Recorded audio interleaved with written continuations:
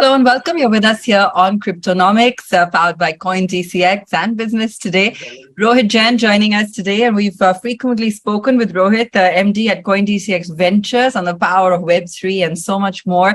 Rohit, let's dive in today because we've been looking at whether there is scope for more Web3 unicorns to emerge in India rather than Web2 unicorns. Now, if we probe this a little bit further, how do you really build for the world from India in Web3? What is the kind of opportunity, scale, size that can be tapped into, and the potential for a whole lot more unicorns to come up in the space? India's at a very, very unique vantage point when it comes to the Web3 ecosystem at large. And there are two primary reasons why I say that. The first is we believe, so India today already has the second largest retail crypto base in the world. And we believe, over the next 1 to 2 years, we're possibly going to have the largest retail crypto base in the world. So that gives India a very unique positioning. But more importantly, in coming to your question, Aabha, is our personal point of view is, and our point of view is that India is going to have the most number of Web3 developers in the world. As far as Web3 development is concerned, India had a little bit of a late start, but even over the last 6 months, we've seen this trend change very dramatically, both in terms of the quantity of developers and the quality of developers. Now, the implication of this, Aabha, and coming to your question, is that this Web3 developer looks very different from the Web2 developer who emerged from India. Web2 development started in India in the 2000s, where India didn't have a thriving digital economy as such, and which is why most of the Web2 developers had a little bit of a services mindset. They were building for global companies. In Web3, though, the Web3 developer has much more of a quote-unquote builder's mindset, which is why we are seeing very large companies getting created out of India in the Web3 space, created from India for the world. And which is why our personal point of view is, and my personal point of view is, India will have more unicorns and more large companies getting created, more very valuable startups getting created in the Web3 space, even relative to the Web2 space, even though India has done a phenomenal job in the Web2 space. So what's the difference between a Web3 unicorn and a Web2 unicorn? And, give us a taste of the kind of recent developments we've seen in the space, which perhaps can be an indicator of what's to come. In the Web3 space, you have two kinds of business models. You can have a centralized business model, or you can have a decentralized business model. The centralized businesses, in some sense, look very similar to Web2 unicorns and Web2 startups in terms of how they're built, et cetera, et cetera. When it's a decentralized protocol, though, there the unicorn and the company operates and looks very, very different. Even the value that is getting created, ends up going not only to a small set of shareholders and equity holders in the company, but that value gets distributed to all the token holders. So there's significant more retail participation when a Web3 company is built in a decentralized manner. So that's one core difference between a Web2 unicorn and a Web3 unicorn. The other core difference that I see is in the Web3 space, as a function of the market being global on day one. In the Web2 space, what happens is companies being built out of India, it first grows its India business and then it expands globally, or if it's being built out of the US, builds its US business before it expands globally. In the Web3 space, businesses are global on day one, which is why we see Web3 businesses get to much more meaningful scale a lot quicker relative to the Web2 space. So I think that's the other that I see between Web3 startups. In terms of latest developments and what's going on in the market, there, Aabha, I'd say that couple of things. Number one, obviously, crypto markets have softened over the last several months, and since the beginning of the year, it has seen its own share of turmoil as well. But builders haven't stopped building, and our point of view there is we're in the Web3 space, and a lot of people say this, but it's true that we're going to build our way out of this current slowdown. So builders haven't stopped building. Very, very valuable companies are getting created. Very, very valuable companies are getting built even during the slowdown. A year or 2 years down the line, we'll have our Amazons and Microsofts and Apples of the Web3 space, and all of those businesses are the foundation and the building blocks are being laid today as we speak. What I really wanted to get a sense of was where you see the next bunch of unicorns coming from in this space. The kind of time perhaps it will take them. Is it a question of funding? Is it a question of technology adoption?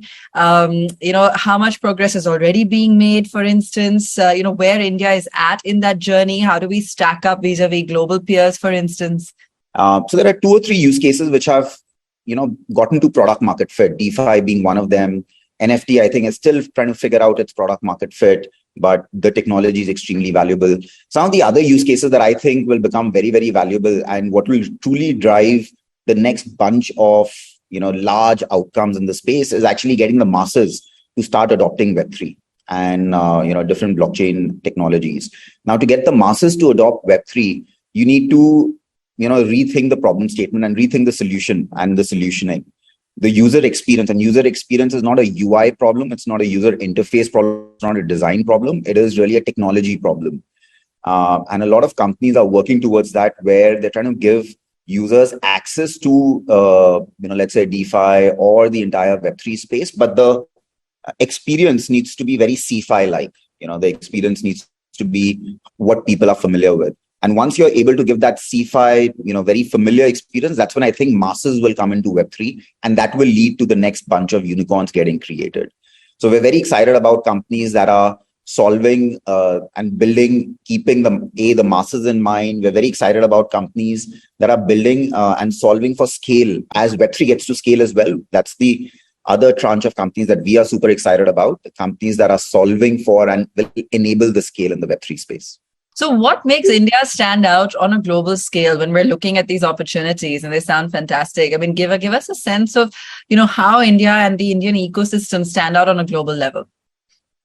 Sure. Aabha, I think it goes back to the earlier point that I was making, is that India has a very unique vantage point. We, in the next 12 to 18 to 24 months, our view is that India is going to have the most number of Web3 developers in the world and the most number of Web3 retail customers in the world. And that gives India a very unique vantage point, because when builders are building and they're close to the customers, they know, that they have a sense of what customers want. They're able to build, iterate very fast.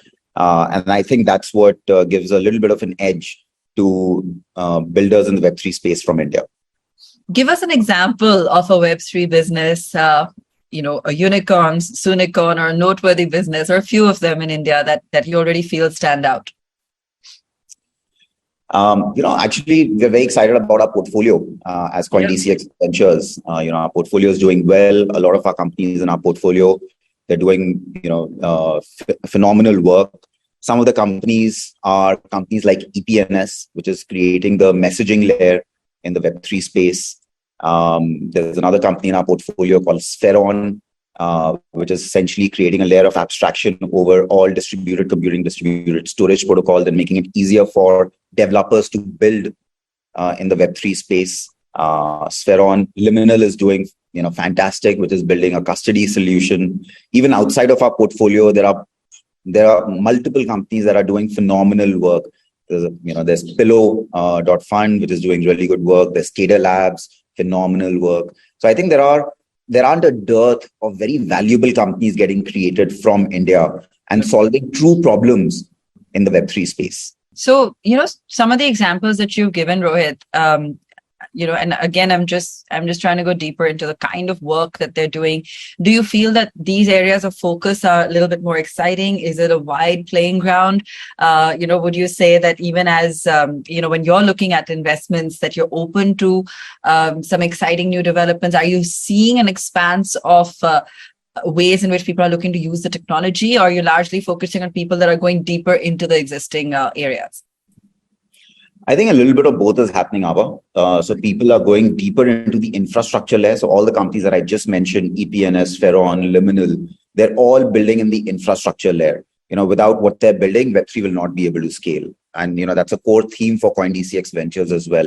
So infrastructure is something that we remain very, very excited about.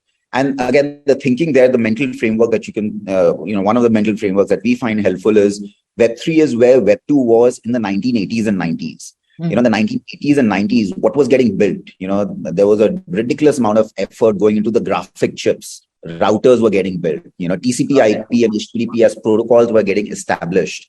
That's exactly where Web3 is today. For the most part, a lot of the infrastructure is being built. Now, the one difference between Web3 and Web2 is, what took Web2, maybe 30, 40 years to get from 1980 to 2020. We think Web3 will get there in a matter of 4 or 5 years. So the pace has just accelerated significantly. It's a function of Web3, but it's also a function of the times we live in. For CoinDCX Ventures, of course, and we spoke when you first launched, and we've been speaking frequently since. It's an exciting time. You have so much on your radar. Tell us a little bit more about what you hope to do here. What the vision is for you, and where you are at. I know it's still very new, but you must have some learnings already. Trying to figure out how we can add value to our portfolio companies, and we think about value addition to our portfolio companies again along three dimensions. Number one is any VC fund, adds value to their portfolio companies from a point of view of fundraising, being a strategic thought partner, helping them network and connect with the relevant folks. So, that we're definitely doing what any VC fund would do. Number two, crypto VCs, in addition to these value additions, they have certain other kind of value additions as well in terms of helping their portfolio companies think through tokenomics, helping them think through how to build a community, etc. So we're kind of building that muscle as well, which are very specific to crypto VCs. And the third, what makes CoinDCX very unique, CoinDCX Ventures very unique, is that we're built on top of CoinDCX. Now, CoinDCX is the leading crypto exchange in India and the Web3, one of the leading Web3 companies in India. And having built that business, the team here comes with a very unique kind of experience. So we're trying to think about how we can leverage CoinDCX, our capabilities, assets, how we can leverage CoinDCX to help our portfolio companies. So, just kind of summarizing from a value addition point of view, we think about it in three dimensions. One is as any typical VC would. Two is, what are the additional services that crypto VCs can provide? And three is, what is it that we can provide given our unique vantage point of having been built on top of CoinDCX? So we spend a lot of time thinking about value addition and how we can help and engage our portfolio companies. And is there anything that a company that's looking at Web3, looking at building technology needs to be more mindful or aware of when going out there and, really pitching for funding vis-a-vis a Web2 company?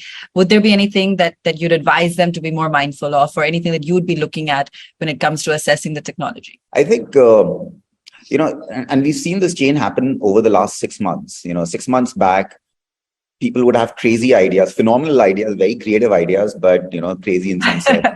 And I think back then there was a belief that if you're building in the Web3 space, you've launched a token, you're going to be successful. You'll get to scale, token going to increase in value, you're going to be successful.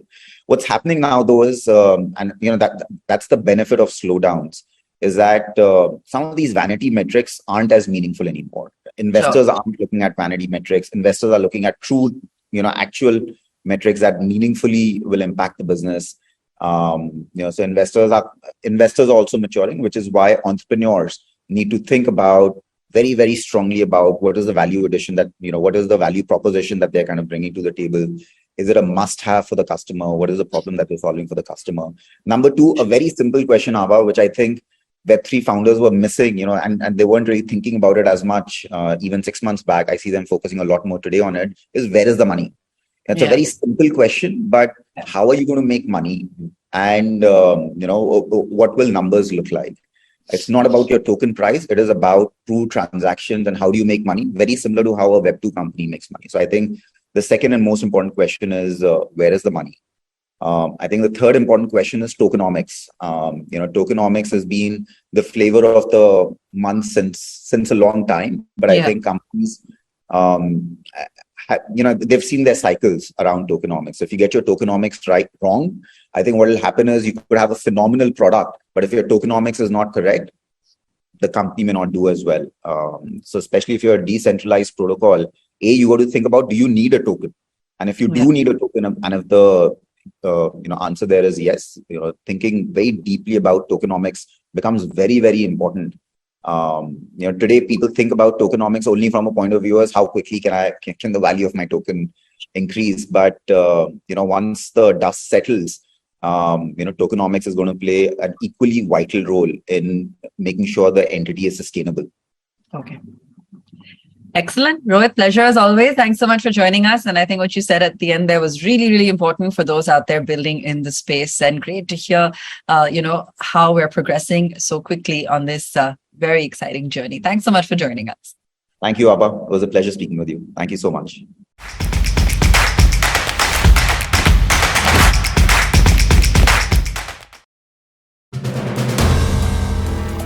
If you like the video, do like, comment, share and subscribe.